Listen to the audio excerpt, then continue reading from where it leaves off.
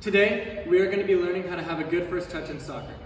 The goal of every good first touch is to stop the ball close to us and to prevent it from bouncing. Having a good first touch is essential to every good soccer player because it helps keep possession for your team and keep the ball away from the opposition. To control the ball close to us, we have to have something in our touch called give. If I throw this ball up and catch it, you'll see that my right hand went down right when the ball made contact with it. If I throw the ball up and don't move my right hand down and I don't have any give, the ball will just bounce away. This is the same concept that we have to have with our feet when we're controlling a soccer ball. There are 4 types of passes you're going to be receiving in a game. A pass on the ground, a pass in the air, a bouncing pass, and a ball that goes so high that it comes down vertically. We're going to start off with a pass on the ground. Most of the time when we receive a ball on the ground, we're going to be using the inside of our foot. And as you can see, right when the ball gets to my foot, I use give to stop it right below me. Now when we're controlling a ball out of the air, a lot of the time it's actually easier to use the top of our foot, or the laces. And as you just saw, right when the ball hits my foot, I move it down a little bit just to stop it right below me with no bounce. Now that we know how controlling a ball works, let's learn ways we can practice it. To practice your first touch from the ground, all you need to have is a ball and either a partner or a wall. To start, practice using the inside of your foot to control the ball, and as you improve, you can begin incorporating the other parts of your foot as well. As you can see in my example, the pass will not always be perfect. It may bounce or not go where you expected it to, just like in a game. All you need to focus on in this drill is just your first touch. Make sure you add enough give to where the ball doesn't roll away from you, but try not to get the ball stuck under your feet either.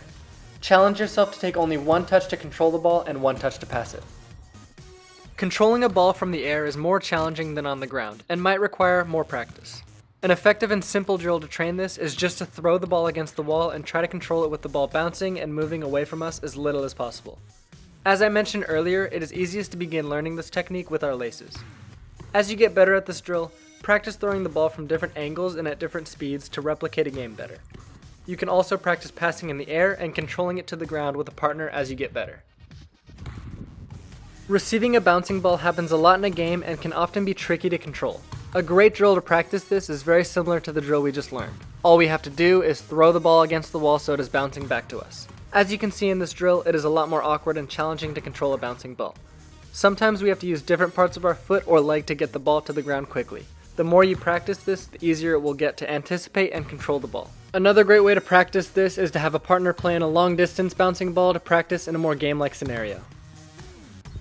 One of the most common first touch drills ever is called How's Your Touch? All you do is throw the ball up in the air and try to stop the ball dead on the ground with no bounce. Typically, using the laces is the easiest way to control a ball high in the air. This drill is used at almost all levels of soccer, and you can find countless videos online of famous professional players doing this at practice or before games. This is where using give in our touch is the most obvious. The higher you kick the ball in the air, the more give you need and the more challenging it is to eliminate the bounce. So now you know all the basics you need to in order to start practicing your first touch. The more you practice, the better your first touch will be, and eventually you'll be able to receive the ball under pressure and help your team keep the ball. Make sure you practice with both feet because if you can only control with 1 foot, you're half the player you could be. Thanks for watching.